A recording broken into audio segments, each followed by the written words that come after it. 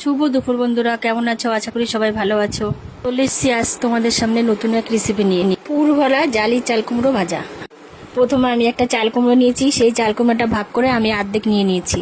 সেই অর্ধেক চাল কুমড়োটা দুভাগ করে নিয়েছি। সেই চাল কুমড়োটা 1 আঙ্গুল মোটা করে সাইজ মতন কেটে নিয়েছি। দুটো ভাগই চাল কুমড়ো আমি সাইজ মতন কেটে নিয়েছি। যেই চাল কুমড়োগুলো সব কেটে নিয়েছি আমি একটা জায়গাতে ধুয়ে নেব। ভালো মতন সব চাল কুমড়োগুলো ধোয়া হয়ে গেলে একটা ছুরির সাহায্যে আমি যেভাবে কাটছি তোমরাও সেভাবে চাল কুমড়োগুলো সব কেটে নেব। দেখো আমি যেভাবে কাটছি পুরো সেম এভাবেই কাটবে। মুখটা অল্প ফাঁকা রাখবে, নিচের দিকে পুরো ফাড়বে না। চাল কুমড়োগুলি সেম প্রসেসে সব কেটে নিলাম। এবার সবগুলোকে ভালো মতন সিদ্ধ করে নিতে হবে। সিদ্ধ করার আগে সব ভালো মতন একবার ধুয়ে নিলাম। এবার গ্যাসটা ধরিয়ে দিলাম, একটা বাটিতে জল দিয়ে বসিয়ে দিয়েছি। জলটা একটু গরম হয়ে গেলে পরিমাণ মতো নুন আর একটু হলুদ দিয়ে দিয়েছি। এবার কেটে রাখা চাল কুমড়োগুলো সব একে একে দিয়ে দেবো। দেখো চাল কুমড়োগুলো সব দেওয়া হয়ে গেছে। এবার একটা ঢাকনা দিয়ে ঢেকে দেবো। 5 থেকে 10 মিনিটের জন্য ঢাকা দিয়ে রাখবো। 5 থেকে 10 মিনিট পর দেখলাম ঢাকনাটা খুলে সব সিদ্ধ হয়ে গেছে। এবার সিদ্ধ হয়ে গেছে, একটা ঝুড়িতে ছেঁকে নেব। চাল কুমড়োগুলো সব ছাকা হয়ে গেছে, এবার একটা সাইডে রেখে দিলাম। সাইডে রেখে একটা মশলা তৈরি করে নেব। এবার একটা আলাদা বাটিতে কিংবা প্লেটে একটা মশলা তৈরি করে নেব। দেখো একটা বাটা মশলা বানিয়ে নিয়েছি। সে পোস্ত, কাঁচা লঙ্কা, আদা দিয়ে এই মশলাটা বানিয়ে নিয়েছি।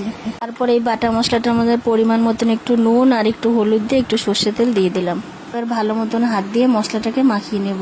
দেখো মাখানো হয়ে গেছে। এবার একে একে সিদ্ধ করা চাল কুমড়োর মধ্যে সব ভরে নেব। আমি যেভাবে ভরেছি তোমরা ঠিক সেভাবেই ভরে নেবে। সেম পদ্ধতিতে সব চাল কুমড়োগুলো ভরে নেব। আর আলাদা একটা বাটি নিয়ে নিয়েছি।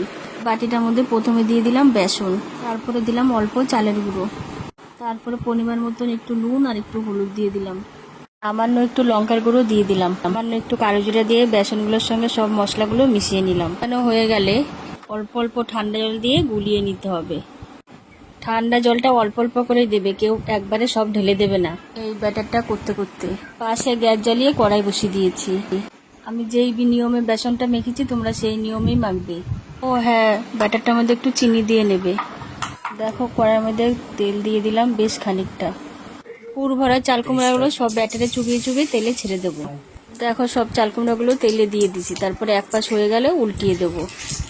দেখো এক পাশ হয়ে গেছে আর এক পাশ উল্টিয়ে দিচ্ছি। এইভাবে দুপাশই ভালো মতন ভেজে নিতে হবে। দুপাশ ভাজা হয়ে গেলে একে একে সব তুলে নেব।